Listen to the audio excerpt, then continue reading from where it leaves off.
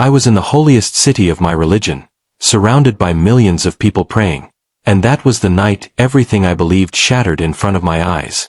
I need you to stay with me until the end of this story, because if someone had told me a year ago that I would be sitting here publicly saying the name of Jesus Christ with tears in my eyes, I would have laughed at them, or maybe pitied them. My name is Yusuf. I am 38 years old. I am from Riyadh, Saudi Arabia. I work in the oil industry. I am a husband. I am a father of 3 children. I was not a reckless man. I was not confused. I was not searching for another religion. I was not secretly doubting Islam. I was devoted. I prayed 5 times every day. I fasted seriously. I respected the Quran. I honored the traditions I was raised in. My family knew me as disciplined. My friends knew me as sincere. If anyone had asked who was least likely to ever become a Christian, many people would have pointed at me. But sometimes the people most certain they know the truth are the ones most shocked when truth stands in front of them. And that is exactly what happened to me. Please listen carefully, because this story cost me everything. Before I continue, I want to ask something from the heart. If stories of faith and real encounters with God matter to you, please like this video so more people can see it. And if anything in this testimony touches your heart, comment your thoughts or even your own story below. I read them. Many people need hope right now. And subscribe for more faith stories, because someone out there may be one testimony away from finding Jesus. Now let me tell you what happened. It was during Ramadan. The final 10 nights, the most sacred nights, the nights many Muslims believe are filled with special mercy and divine closeness. I traveled to Mecca with my cousin Bilal and 2 longtime friends.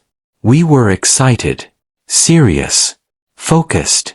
We wanted to pray deeply, seek blessing, and return spiritually renewed. I had been to Mecca before, but never during those final nights. Nothing prepares you for it. The crowds, the white garments, the tears, the prayers rising like waves. Millions of people moving with one purpose. It makes you feel small, and at the same time part of something huge. I remember standing there thinking, God must be close here. I had no idea how true that thought was, and how different the answer would be from what I expected. That night, we were praying in one of the outer areas because the main sections were overflowing with people. Giant screens and speakers allowed everyone to follow the imam leading prayer. The imam that night was a respected scholar, an older man known for seriousness and discipline. Not emotional, not unstable, not dramatic. The kind of man people trusted. Prayer began normally. His voice echoed beautifully through the speakers as he recited. Rows upon rows bowed together. Then we entered prostration, forehead to the ground. Silence. We waited for the signal to rise. Nothing. Then suddenly, the recitation stopped in the middle of a verse. At first everyone assumed it was a pause. Then I heard a sound I still cannot forget. A gasp. Not a normal gasp. It was the sound of a man seeing something beyond explanation. People began lifting their heads. I looked forward. The imam stood frozen. His face had gone pale. His mouth was open. His eyes were fixed on something in front of him that nobody else could see. I have seen sick people before. I have seen panic before. This was neither. This was awe. This was terror. This was certainty. Then his voice came through the speakers, trembling at first. I see him. The entire place became still. I see Isa al-Masih. Jesus the Messiah. Gasps spread through the crowd. Then louder he cried. He is here. He is real. He is standing before me in light. Chaos exploded. Some screamed. Some shouted that he was mad. Some began crying. Others stood frozen. My body would not move. The imam kept speaking. He said Jesus was showing him wounded hands. He said Jesus was alive. He said salvation could not be earned through works. He said he had been wrong. He said Jesus was the way. Then with tears in his voice he cried, "I believe, forgive me." Security rushed in. Men grabbed him. They dragged him away while his voice faded into the noise. Within minutes, another announcement came. They said he had suffered a medical emergency. They asked everyone to remain calm. Another leader continued prayer as if nothing had happened. But nothing was normal anymore. You can continue a ritual. You can replace a voice. You cannot erase what hundreds of thousands just heard. We returned to our hotel in silence. No one spoke for a long time. Then Bilal finally said it. A jinn possessed him. The others quickly agreed. They needed an explanation. Mental collapse. Demonic attack. Exhaustion. Anything that could restore order. I wanted to agree. I wanted peace. I wanted sleep. But every time I closed my eyes, I saw the Imam's face. It was not madness. It was recognition. The next morning we heard he had been detained for psychiatric evaluation. People were warned not to discuss the incident. Forget it. Move on. But nobody was moving on. In hotel lobbies, near fountains, outside shops, in whispers, everyone was talking. Then new rumors began spreading. People were saying others had seen Jesus too. Not only in Mecca. Other cities. Other countries. Dreams. Visions. Encounters during prayer. The same description again and again. A figure in white. Wounded hands. A message of forgiveness. I told myself it was hysteria. Mass imagination. Fear spreading through people. That explanation lasted 2 days. On the third night, it happened to me. It was around 3 in the morning. Bilal was sleeping in the other bed. The room was dark, but suddenly I noticed it was not dark anymore. A soft light filled the room. No lamp was on. No curtain was open. The light had no source. It simply existed. I sat upright instantly. Every hair on my body stood up. Then I saw him. A man standing at the foot of my bed. Dressed in white brighter than cloth should be. Not harsh light, gentle light. His presence filled the room with something I had never felt before. Peace. Power. Purity.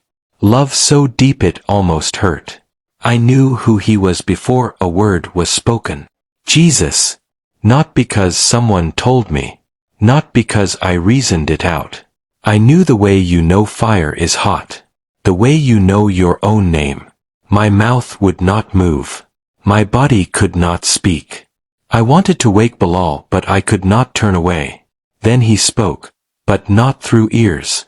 It was like the words entered the center of my chest. Yusuf. When he said my name, I broke inside. No one had ever said my name like that. No accusation. No coldness. No distance. Only complete knowing. And complete love. He held out his hands. I saw wounds. Real wounds. Yet full of glory. Then he said words I will never forget as long as I live.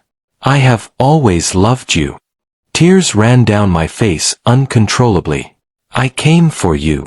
My whole life I had tried to reach God through effort, prayer, discipline, fear, performance. And now someone stood before me saying he had crossed the distance himself. Then he said, "You cannot earn what I already gave." I shook violently. He told me my sins had created a separation I could never close through works. He told me he died and rose again. He told me forgiveness was a gift. He told me salvation was already purchased. He told me to receive it. Then he said something that stunned me. You are not alone. I am calling many. The room felt full of eternity. Then slowly, the light faded, and he was gone. I stayed sitting in bed until dawn. Bilal slept through everything. I looked at the wall. I looked at my hands. I touched the sheets. I knew I was awake. I knew it was real. And I knew my old life had just ended. People think the greatest miracle is seeing Jesus. Sometimes the greater miracle is surviving what comes after. Because now I had a terrible problem. If this was true, then everything had changed. My beliefs, my identity, my future, my family, my safety. In my country, leaving Islam is not a small private matter. It can cost careers, families, freedom, sometimes life itself. I had a wife, 3 children, a job, parents, community, and one encounter with Jesus had placed all of it on a knife's edge. When we returned to Riyadh, I acted normal. I prayed publicly. I smiled. I worked. I played with my children. I ate dinner. But inside, I was split open. At night, I searched online secretly. Private networks. Hidden browsing. I found testimonies from people across the region. Men, women, students, doctors, former imams. Many describing the same thing. Jesus appearing. Wounded hands. Forgiveness freely offered. Not earned. The numbers were shocking. Thousands claiming encounters. Authorities silencing stories. Detentions. Psychiatric facilities. Warnings. The more they tried to crush it, the more it spread. Then I told my wife Miriam. That conversation still makes me emotional. After the children slept, I sat beside her trembling. I told her everything. The imam. The chaos. My encounter. The words Jesus spoke. She listened without interruption. When I finished, she was silent. Then she asked quietly, "Are you sure it was not a dream?" I said, "I have never been more sure of anything." She looked afraid. Then she said words that showed me how much she loved me. "Tell no one." She knew the danger immediately. But keeping silent became its own prison. Weeks later I received a message on an encrypted app. One sentence. "Were you in Mecca that night?" My heart pounded. It could be a trap. I nearly deleted it. But something deep inside told me to go. I met the sender in a quiet coffee shop far from my neighborhood. His name was Ferris. He was older, calm, intelligent. His eyes carried sorrow and peace at the same time. He told me he had also been there. He told me others were meeting secretly. Then he asked softly, "Did Jesus appear to you too?" I froze. How did he know? I looked around the room. My hands shook. Then for the first time, I said it aloud to another person. Yes. Tears filled his eyes instantly. He reached across the table and held my hand. "You are not alone." Those words saved me. Over the next months I met others. A teacher who heard Jesus tell her she was fully loved. A doctor who saw him in an empty hospital hallway. A young woman who dreamed of him 7 nights in a row. A former religious leader who lost everything after confessing faith. Their stories differed in detail, but the center was always the same. Love, forgiveness, freedom, grace. Not striving, not fear, grace. One night Ferris invited Miriam and me to a gathering outside Riyadh. He said many people were coming to be baptized. I was terrified. Baptism meant crossing a line publicly before witnesses. No pretending afterward. No living double forever. When I told Miriam, "My whole life I have been afraid I am not enough for God." Then she whispered, "If forgiveness is truly free, I want that." 3 days later she said, "I am coming with you." I cried like a child. The night of the gathering we told our children we were visiting family. We drove through the darkness outside the city.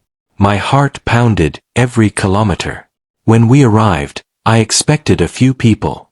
There were many. Families. Young people. Older men. Women holding babies. Former Muslims from different cities. Some had driven for hours. Everyone knew the risk. Yet joy filled the place. One by one people shared testimonies. A woman rescued from suicidal despair. A strict man transformed from judgment to compassion. An older man who said he never felt close to God in 60 years of religion, until one encounter with Jesus. Then Miriam and I stood together. I held her hand. I told them of Mecca, the imam, the hotel room, the wounds in his hands, the voice that called my name. Miriam told them how peace entered her heart without a vision, simply by hearing the truth of grace. People wept with us. Then came baptism. A simple pool under the night sky. Water reflecting moonlight. One by one people entered. When my turn came, I stepped in shaking. The pastor asked if I believed Jesus Christ is Lord and Savior.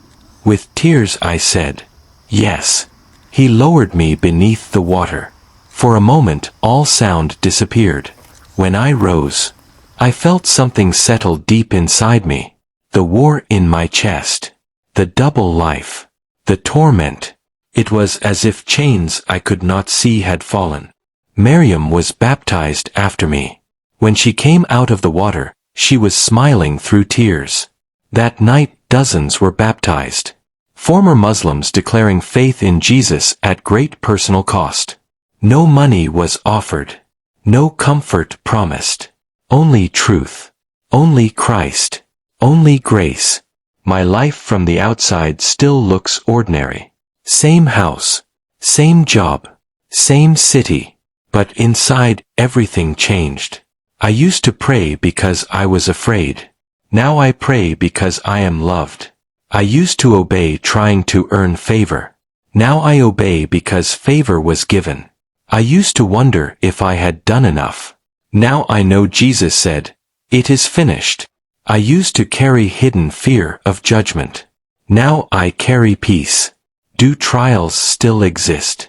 Yes. Do dangers remain? Yes. Do I still count the cost?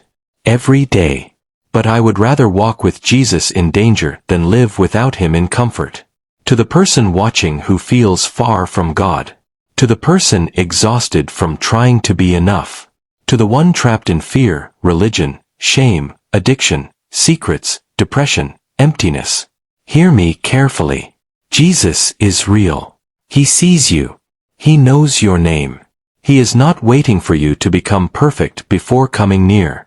He comes near because you cannot save yourself. That is why grace is so powerful. That is why I weep when I speak his name. Because he found me when I was not searching. He called me when I thought I had truth already. He loved me before I loved him. If you feel something stirring in your heart right now, do not ignore it. Maybe this testimony was meant for you. Maybe tonight can be your turning point. Talk to him simply. Say, Jesus, if you are real, reveal yourself to me. Forgive me. Let me. Give me truth. He hears honest prayers. And before I end this testimony, I want to ask you from my heart. Please like this video so more people can hear stories like this and find hope. Comment your thoughts below, or share your own testimony. I read them, and many silent people are encouraged when they see they are not alone. And subscribe for more faith stories, because someone somewhere is one testimony away from meeting Jesus. I left for Mecca believing I had everything figured out. I came home knowing one thing only. The man I used to be died that night. And the life I found afterward began with the wounded hands of Jesus Christ.